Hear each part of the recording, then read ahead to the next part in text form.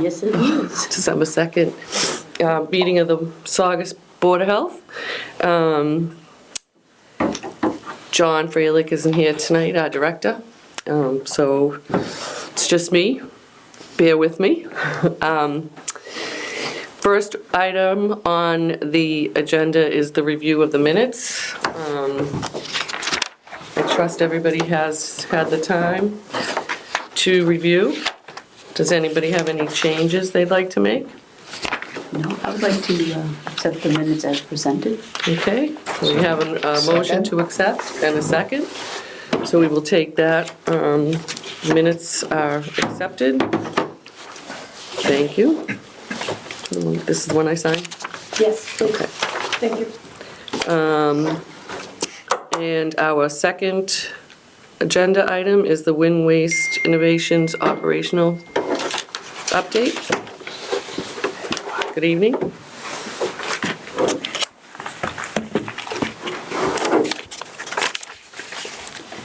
Good evening, Madam Chair and the rest of the board members.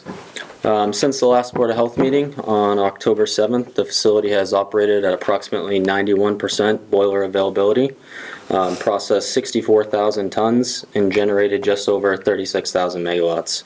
The facility had one scheduled downtime event totaling 246 hours for our annual outage on boiler number 1.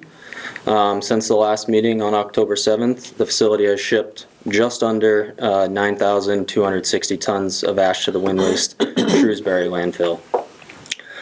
On November 13th, 3 EPA Hazardous Waste Resource Conservation and Recovery Act inspectors arrived on site for an unannounced inspection. The inspection consisted of a 2-day facility inspection and extensive records review. On November 20th, the facility contacted Saugus Fire Department after a regional employee reported being stuck in the elevator at the facility.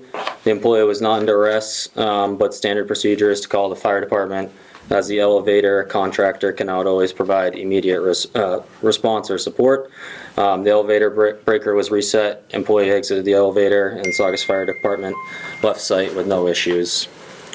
On November 27th, the facility's corporate air manager was contacted by Ed Brazick of the Mass DEP after receiving photos of the facility from Revere, questioning if something was wrong. We confirmed that the facility was in normal operations at that time. There was again a follow-up on 11/29 from another member of the Mass DEP inquiring about the same complaint, and we provided the same information. Today, our corporate air manager conferred with both members of Mass DEP, and there's no further requests at this time. To clarify and hopefully clear up any misconceptions and perhaps avoid any further future complaints, at a power plant such as ours, there's a large amount of water vapor in the flue gas, and the flue gas exiting the stack has warm, moist air, and then when it comes in contact with the cooler surrounding air, this can create a more prevalent plume, especially when there's lower temperatures at night and as we enter the winter months here. So it's very common and something you see in many industries, including power generation, manufacturing, large HVAC installations. It's something you see, when you're looking at your dryer vent, for example. It becomes more prevalent in the colder months. The facility did not have any excess emission events or radioactive loads since the last meeting. On a community update note, we were pleased to participate in the Thanksgiving celebration at the Saugus Senior Center again this year. In October, we had the opportunity to support the Boys and Girls Club Gala and the Senior Center Halloween party. Been lucky to be longtime partners with the Senior Center and have recently been given the opportunity to work with the Boys and Girls Club when they started offering programs in Saugus. All these events were a big success, and we look forward to that continued relationship with both of those programs. That's all I have for the operational update. Thank you. Thank you. So that's all really good, and we of course continue to appreciate the community outwork that you do for us. And we had a meeting about tabling any questions until you could get them ahead of time. Mr. Duran had one question. He hadn't had time to get any questions to John prior. If it would be okay, could he ask Mind me that? asking you just Yeah, one yeah. question on the picture, because I saw the picture also, and I thought, starting at DEP in 1978 as an air quality inspector, and at that time, we didn't have continuous emission monitoring going on, and we actually had to have our eyes certified to do opacity reading and everything else. And this looked, just from the picture, it didn't look like there was very much dispersion in the plume. I thought the plume looked very significant. Looked like there was also fugitive emissions. I mean, that could have been vapor also. However, it just seemed like it was excessive at that point. So I just wanted to mention, I was going to ask you whether you saw anything different in the opacity readings or anything like that, and evidently you already had. Yeah, that was a question from both of the Mass DEP representatives that our corporate air manager talked with. And all opacity data and all data in general was reviewed from our SIM systems and everything, And all well nothing in line. unusual was going on at that time? No, sir. Okay, thank you. Thank you. Thank you.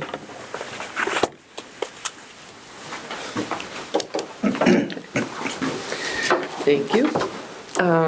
Next on the agenda is the Public Health Nurses Report. Hi. I'll make it quick tonight. So just want to say, so COVID numbers, I'll Oh, start with, yes. I'm sorry, before you start, Yeah, Terry. yeah, sure. The next on the agenda was the Saugus Ash Landfill Committee. They're not here tonight. They send their apologies. Several of the committee members could not make it, and they have asked to be placed on the agenda for January. They all send their apologies.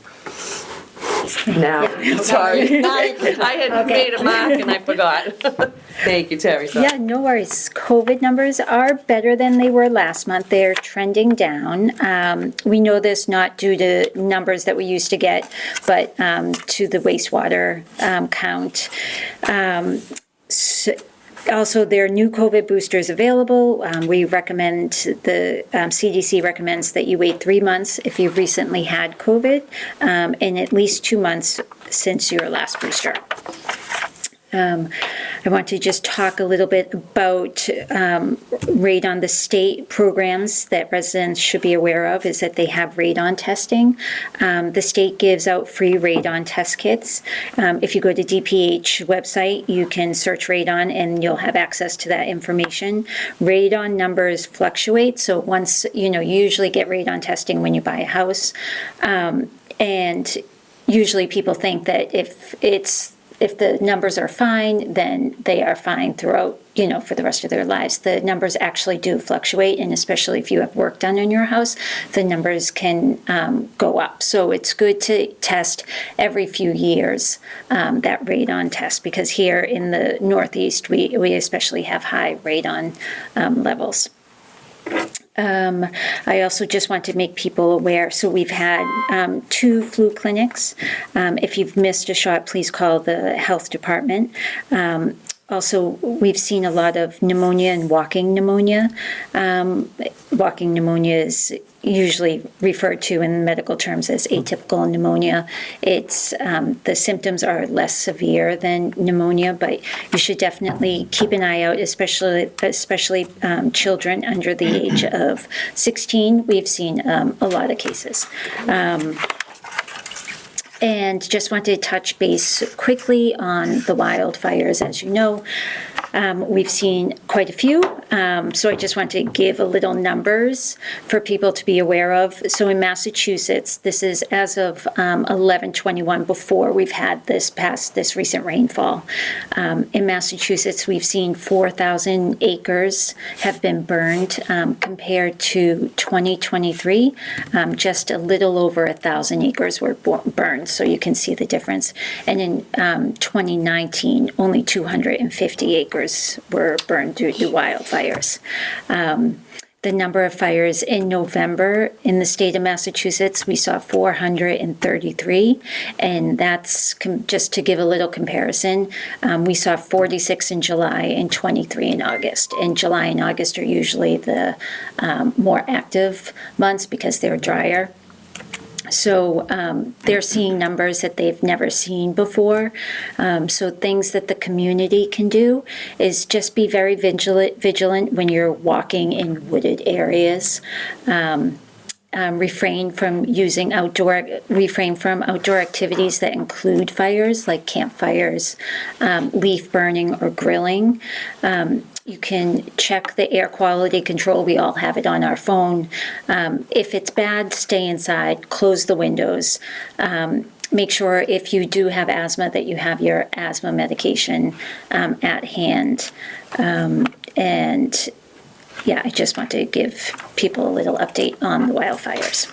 So Thank you. that's that. Thank you very much. All good. I should also mention there are COVID tests available here at the library, at the YMCA, and at the senior center. Awesome. Okay, free COVID tests. Yep. All excellent tips for the public. Okay, next on the agenda is the director's report, which I have for you. So, a couple of things that John wanted me to go over was that about Super Petroleum, that was the other violation about selling cigarettes to minors. We're gonna have to table that suspension until the hearing. Joyce, who is our tobacco control person, until she becomes available again to provide her evidence. So we're gonna have to table that. Joyce is out for a while on medical leave. 1170 Broadway, there was another severe trash situation down at the Savers property. That was the health department ordered a cleanup of the perimeter and waterway area, as well as the auxiliary lot over there.